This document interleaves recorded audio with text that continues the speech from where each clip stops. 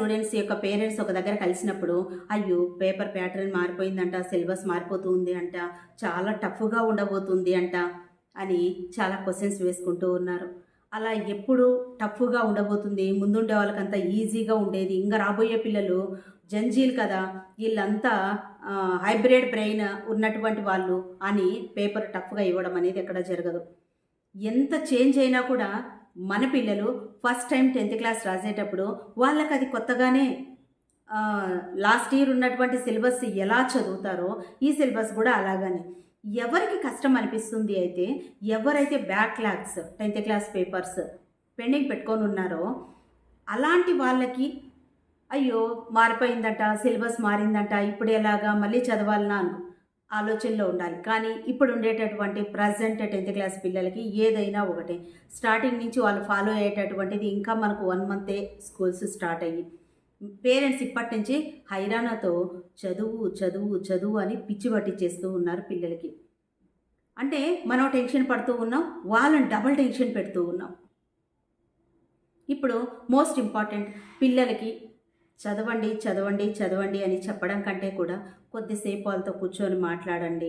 వాళ్ళకి కొంచెం మనతో మాట్లాడుకోవడానికి, వాళ్ళల్లో ఉండేటటువంటి విషయాలన్నీ కూడా షేర్ చేసుకోవడానికి, పొద్దునుంచి సాయంకాలం వరకు వాళ్ళ క్యాంపస్లో, వాళ్ళ సరౌండింగ్స్లో, వాళ్ళ చుట్టూ ఉన్నటువంటి ఫ్రెండ్స్తో వాళ్ళు ఎలా ఇంటరాక్ట్ అయ్యారు, ఏ క్లాస్ టీచర్ ఎలా చెప్పింది, ఏ టీచర్ చెప్పినప్పుడు నీకు నచ్చింది, ఏ టీచర్ మాట్లాడేటప్పుడు నీకు నచ్చుతుంది, ఎవరు ఎలాంటి వర్డ్స్ యూజ్ చేస్తూ ఉన్నారు అని వాళ్ళని మీరు అడగడం మొదలుపెట్టారు అంటే ప్రతిరోజు ప్రతి విషయాన్ని వచ్చేసి మనతో షేర్ చేసుకోవడానికి వాళ్ళు ఇష్టపడతారు. స్ట్రెస్ ఫీల్ అయిపోతారు. పక్కన వాళ్ళతో ఎక్కువసేపు టైము గడుపుతారండి, మాతో మాట్లాడేసరికి చిరాకుగా ఉంటారు అంటే ముందు ప్రతి వీడియోలో పిల్లల గురించి చెప్పినప్పుడు ఇదే చెప్పేది. ఎందుకు అంటే పక్కన వాళ్ళు మన పిల్లలు చెప్పేటప్పుడు మధ్యలోనే ఇంటరప్ట్ చేసేసి దాన్ని అది కాదులే ఇది కాదులే అని వాదించరు, వింటారు. తరువాత మాత్రమే వాళ్ళు ఏదైనా చెప్పాలనుకుంటే మంచిగా చెప్పాలంటే మంచిగా చెప్తారు, చెడుగా చెప్పాలంటే చెడుగా చెప్తారు. కానీ మనం పేరెంట్స్ యాజ్ ఎ పేరెంట్కి మనం ఏం చేస్తూ ఉన్నాం, స్టార్ట్ చేసినప్పటి నుంచి దాన్ని మధ్యలోనే ఖండిస్తూ వస్తూ ఉన్నాం. ఆ ఖండించడం వల్లనే పిల్లలకి ఇచ్చి వీళ్ళతో చెప్పినా కూడా వేస్ట్, నా సమస్యకు పరిష్కారం అనేది వీళ్ళ దగ్గర ఉండదు. బయట ఏ అక్కకో అన్నకో ఆంటీకో అంకుల్కో చెప్తే నా సమస్యకి పరిష్కారం దొరుకుతుంది అని సమస్యకు పరిష్కారం దొరుకుతుందని ఇంకా కొన్ని సమస్యల్లో ఇరక్కపోవడానికి మన పిల్లలు 100% ఛాన్స్ మనమే ఇస్తూ ఉన్నాం. అదే వాళ్ళు చెప్పేటటువంటి విషయము మనం ఓపికగా విన్నాము, ఊకుడుతూ ఉన్నాము, వాళ్ళ తట్టు ఐ కాంటాక్ట్ ఇస్తూ ఉన్నాము, నువ్వు చెప్పేది నేను వింటూ ఉన్నాను, నాకు అర్థమవుతుంది అని స్మైల్ ఇచ్చాము అంటే ఇంక వాళ్ళు పక్కన వాళ్ళకు చెప్పడానికి ఎక్కడికి వెళ్తారు? ప్రతి విషయం ఇంటికి ఎప్పుడు వెళ్ళాలి, ఈ విషయం ఎప్పుడు చెప్పాలి, అది మంచి కానీ చెడు కానీ పిల్లలతో మనము ఇప్పుడున్నటువంటి సిచ్యువేషన్లో ముందు వీడియోలో మనం రాజస్థాన్లో జరిగినటువంటి ఒక సంఘటన గురించి చర్చించుకున్నాం.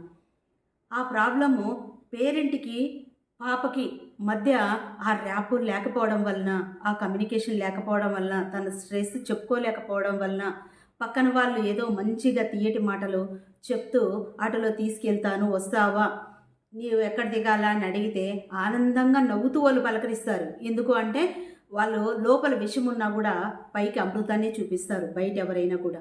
కానీ మన పిల్లలకు మనం లోపల అమృతాన్ని పెట్టుకొని పైకి విషాన్ని కక్కుతూ మాట్లాడుతూ ఉన్నాము అంటే వాళ్ళు అర్థం చేసుకోలేరు. ప్లీజ్ ప్రతి పేరెంట్ కూడా ఎగ్జామ్స్ 10th క్లాస్ అంటే వీళ్ళంతా చదవబోయేది 10th ఇప్పటించే స్టార్టింగ్ కాబట్టి వాళ్ళకి టెన్షన్ లేదు. రోజువారీగా స్టెప్ బై స్టెప్ వాళ్ళు ముందుకెళ్తారు. మీరు టెన్షన్ తీసుకోవద్దు, వాళ్ళని టెన్షన్ పెట్టద్దు. కానీ స్కూల్ నుంచి ఇంటికి వచ్చిన తర్వాత ప్రతి ఒక్క పేరెంట్కి కూడా నేను చాలా రిక్వెస్ట్ చేసి చెప్తూ ఉన్నా, 10 to 15 మినిట్స్ మనం ఒక 3 రీళ్ళు చూసినటువంటి టైం, నేను దేనో రీచ్ కావాలనుకొని కూర్చుంటారు, ఆ రీల్ చూసుకుంటూ టైం గడిపిస్తూ ఉంటారు. ఇలాంటి పేరెంట్స్ అందరం కూడా మనం చేయాల్సినటువంటి ముఖ్యమైనటువంటి పని వాళ్ళకి పిల్లలకి స్ట్రెస్ని తగ్గించడము. బుక్కులు మోస్తేనో, ఫీజులు కడితేనో, పరిగెస్తేనో, తింటేనో కాదు. మనం ఎప్పుడైతే భరోసాగా భుజం మీద చేయవేసి వాళ్ళని దగ్గర తీసుకొని వాళ్ళకు మనం మంచిగా ఐ కాంటాక్ట్ ఇస్తూ మాట్లాడుతూ నవ్వుతూ వాళ్ళ విషయాలు వాళ్ళు ఏ చెప్పినా కూడా మనం ఫస్ట్ రియాక్ట్ కాకుండా రెస్పాండ్ అవుతూ మనం చెప్పాము అంటే 100% మనకు ప్రతి విషయాన్ని షేర్ చేస్తారు. పేరెంట్స్కి ఇదొక్కటి పాటించాము అంటే మన పిల్లలు చెప్పింది చేయరు కాదు, చూసింది చేస్తారు అని చెప్పాం కదా. ఏ ఇంట్లో అయితే పేరెంట్స్ కసుబుసుమని అరుస్తూ ఉంటారో బయట అలాంటి పిల్లలే చాలా అగ్రెసివ్గా ఉంటారు. ఈ ఒక పాయింట్ గుర్తుపెట్టుకోండి. అందరికీ all the best. Thank you very much.